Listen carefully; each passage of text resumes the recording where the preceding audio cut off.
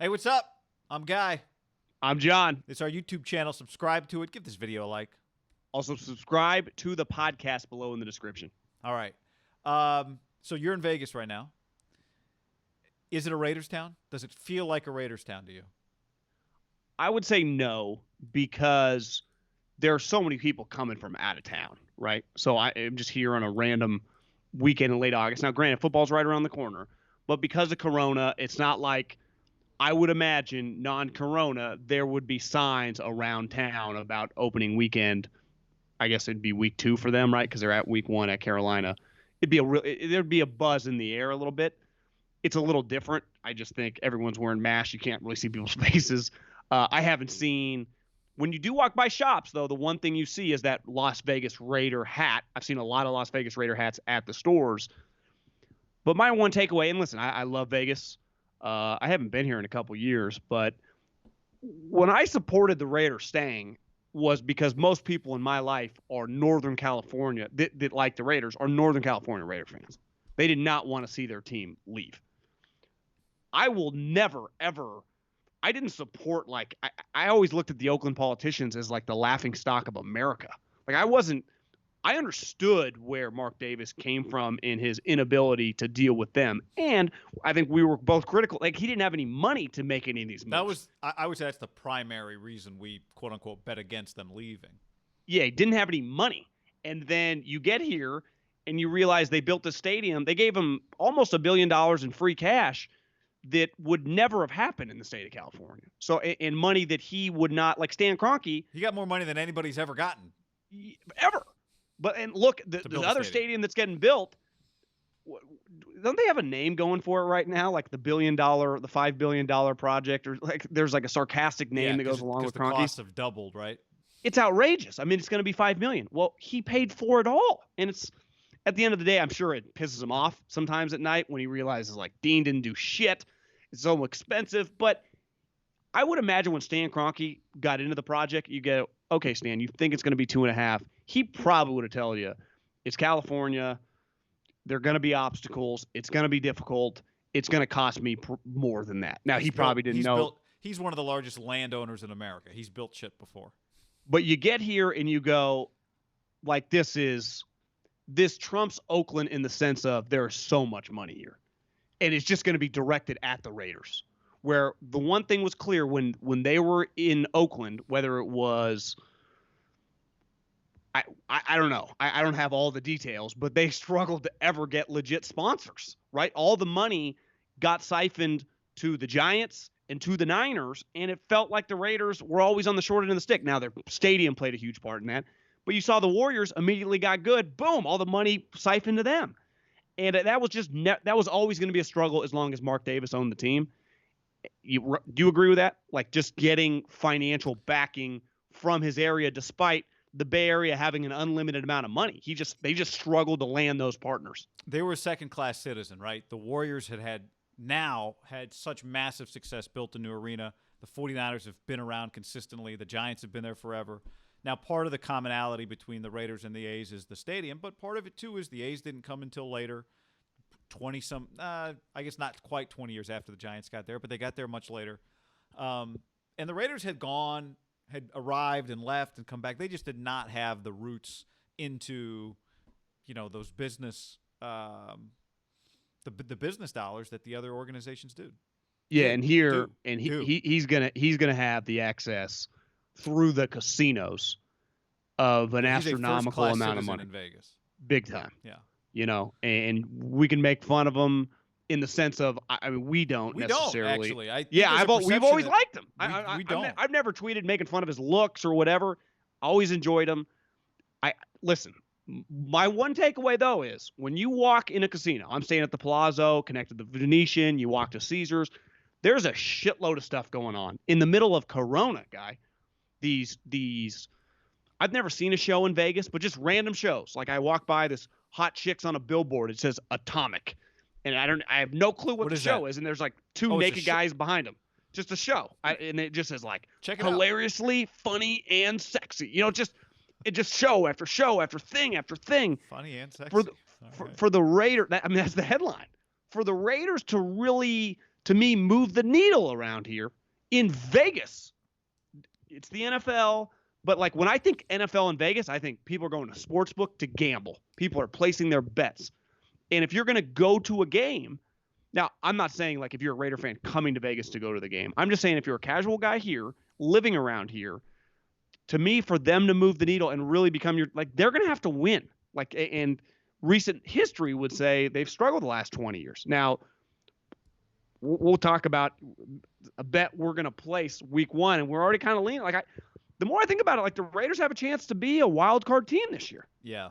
But and I think it's less like over the last 10 years, beside the couple years of Del Rio, a lot of this, we could turn around this year is all bullshit. I think there's legitimate, they could win 9 games this year. We're not talking about winning the championship here, right? No, just 9 wins, get in the wild card. Make progress. But if they have a 5-win team, even in a non-fan environment, I do think it would be pretty devastating just by there are millions of people now that live in this greater area that it's going to be their CBS game, right?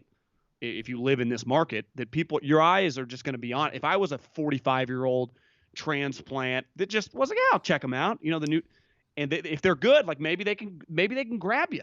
I don't think there's any question about that. I think there were 2 questions when we were talking about would the Raiders leave several years ago, right? One was, could they get there? 2 was, could Vegas support a football team? Clearly they've gotten there. We didn't think they would for the reasons we already described, but they did. So it's a win in so many ways for Mark Davis. The last time I was in Vegas was 2018, April, whenever the Stanley Cup Finals are. They were in the Stanley Cup Finals against the Washington Capitals. Oh yeah, and good hockey knowledge. Place was buzzing, John.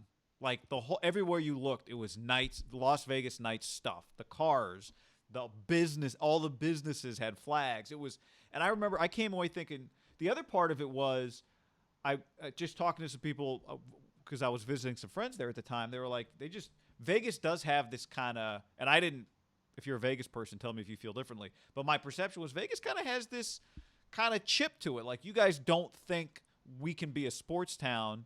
You guys don't think we can be a community where people live. You think we're just a transient place for everyone to come, shit their pants, leave their pants, and leave with their money. No, we're a real community. So there is this kind of edge to, I think, an area that if they get something good, I think they're going to be pretty prideful about it. Lute Olson died on Thursday, and I was talking to some people. A buddy of mine, Matt Muehlbach, who played for him, he's tight with Steve Kerr and Tom Tolbert. And one thing that a lot of people have said is one thing Lute did was he resurrected West Coast basketball, but he gave Tucson was always kind of a second-class citizen in the state to Phoenix. Tempe, where ASU is just outside of Phoenix. That is what people identify Arizona with. That's not Tucson. And Lute gave him a basketball team, something to be really proud of. And guess what? They've led the Pac-12 in attendance now for almost 40 straight years. They are the best road team in the league. They're one of the best road teams, I think, in the country, just in terms of their fans just show up everywhere. They've got a big fan base. And I came away from Vegas thinking, if they're good, just seeing the Knights. I don't know. The Knights were, I think, pretty good the next year. I don't know the 2020. I don't know. You're the NHL guy this podcast. Yeah, so I don't know. The season is going on right now. Yeah, I watched a little hockey the other day. Not haters, just it's not. Yeah. But not my thing, but I'm not anti it. I respect the guys. Yeah. So I don't know what the deal is now with them, but I remember then. You remember the Knights were doing 7-minute intros with ice fights with a Knight mascot. You remember it was crazy shit they were doing. But people were their home games were ape shit. Remember that? Now, yeah, I do. So I came away from that thinking if the Raiders are good, I'm not saying it's going to be Seattle home field advantages or anything like that. I don't know. There's still a question about will it all be their fans, whatever. But I do think they'll fill that stadium if they're good. We were young for obviously the Tolbert, Steve Kerr teams. I was reading some articles on Lute Olson. I maybe kind of knew this, but I don't think actually I did. His rival and the guy that synonymous, they went hand in hand, was Tark and Lute. They battled over players. Their teams got a lead at the same time. He took over for Tark at Long Beach. And think what Tark had happening again. I was banned so from the postseason. 5 or 6 years old, but I think UNLV was kind of like a traveling the Heatles or Warriors type team back in like 90, 91, right? And this place was like, I don't want to say the mecca of college basketball because it was probably always Kentucky or North Carolina, but it was a big fucking deal here. Yeah, it was a big deal. And I think Tark, it's like the Lakers. Yeah, and now Tark played a huge role in that, right? He was this huge personality, and I think Lute, was he a huge personality? He was a really good coach, but he was just so elite that his team became so big. I think he was a big. No, he wasn't like everyone said. Everyone says he was like a force of a person. He was tall. He was really good looking. He cared. He never cussed. He kind of had a Bill Walsh vibe to him. To me, when I just see his long, tall, elegant. I think smiled a little more, but intense. Well, Tark kind of had like a little showman, right? He had like a little, I'm here. And I think you kind of have to be that way in Vegas. Well, who has that? Gruden. And that's where, listen, whether Gruden's a good coach or not, I think still a lot to be determined. I think his return has been a little underwhelming. I think what the vibe was coming, he was kind of billed as, and the reality is his legend grew when he was away and nothing had changed, right? Like he had been bad the last couple of years, but the legend grew naturally because he was on Monday Night Football. But he is a great salesman. Just put him on TV, let him sell. That's Vegas, baby. So if they could just be competitive with Gruden, they got something cooking. Because the stadium, I haven't driven by it. I've just heard it's fucking incredible. I mean, I've obviously seen the pictures, but this is a pretty fucking cool place. Like you don't meet many people because you don't need to. There's something for everyone, guy. I mean, we went to a sweet steakhouse last night. They're shopping. I'm gambling. You can go to the pool. You can just go. You do whatever you want. I mean, there's literally something for everyone. And the other thing I'd forgotten actually. I'd been to Vegas one time since I was in Vegas in 2019 for a few days, and that time I drove by the stadium. And what is everybody? I'm sure everybody asks. I'm surprised you didn't drive by it, but it is kind of just a talking point, right? Because it's right there off the highway. I don't know the Vegas. Yeah, I came from the airport's on the other side. Yeah, and I'm on the wrong side of the strip. But it's in a pretty high traffic area, right? Yes. So it is just kind of a thing that everybody talks about. And I also think it's kind of this Vegas is transitioning right as a town too. What's going to explode over the next 20, 30 years, just given how cheap it is to live here, the no state income taxes, the key to get people to come, right, any area or jobs. Yeah. And I would imagine over the next, let's say, decade, some companies will come here just for the price of doing business. Right. I know Elon threatens like every other day, but it won't take Tesla. It'll just take just a company that maybe hasn't even been started yet, like the next Facebook or whatever the next company is. Hampod Enterprises? Yeah, Henderson, Nevada. The problem is the thing we talk a lot about is football. We'd have to repair that relationship. Now maybe there'll be a new. Here's the one thing though. It crossed. Yeah, you were part of it. I led the charge, but you got collateral damage on it. Is that Mark Davis is not going to own this team forever, and he doesn't have a kid. Right. You can't if he's not a spring chicken, he's not 40 years old. I think he's in his mid 60s. Whoever gets this team next is sitting on a gold mine. So one thing Mark did in the league and Jerry and everyone that played a part in this, the board of directors, they got $750 million by 12 people voting and they all voted yes. I mean, that's just, in California, it's impossible. I do appreciate the way business is done here. It should just gets done, right or wrong. I mean, it's an easy place to do commerce. Is that whoever owns this team next, whenever Mark passes? I'm not rooting for him to pass. Hopefully he stays. Or there have been talk the league would like to get him out. We'll see. I think they clearly have their kind of target on Dan Snyder right now. It feels like they got other issues. This thing's going to just take care of itself at this point. Yeah. The Raiders are going to be in great shape for the future, just being here in a hub with the money flowing. Which,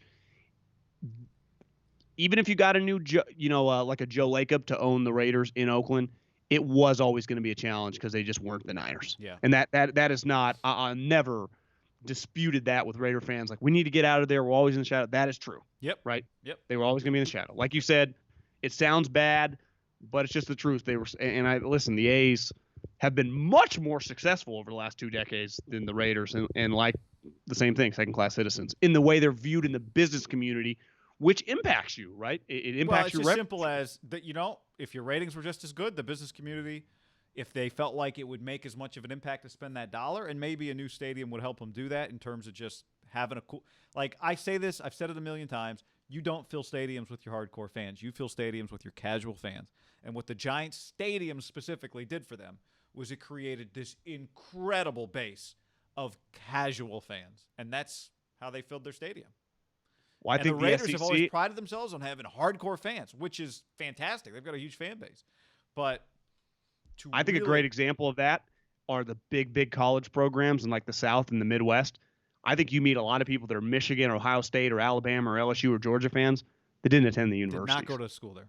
That's And how they are- Arizona basketball, I feel like, is that way. UCLA hoops is that way. USC football is that way. I think Oregon football's become like that. That's how you become the top pro sports teams. Like, do most Yankee fans, like, it feels like, my dad's dad was a Yankee fan. And a lot of guys like, yeah, I just like the Yankees. I just like the Cowboys. Yeah. I just like the fucking Golden State Warriors, right? Well, like Meet me. I know.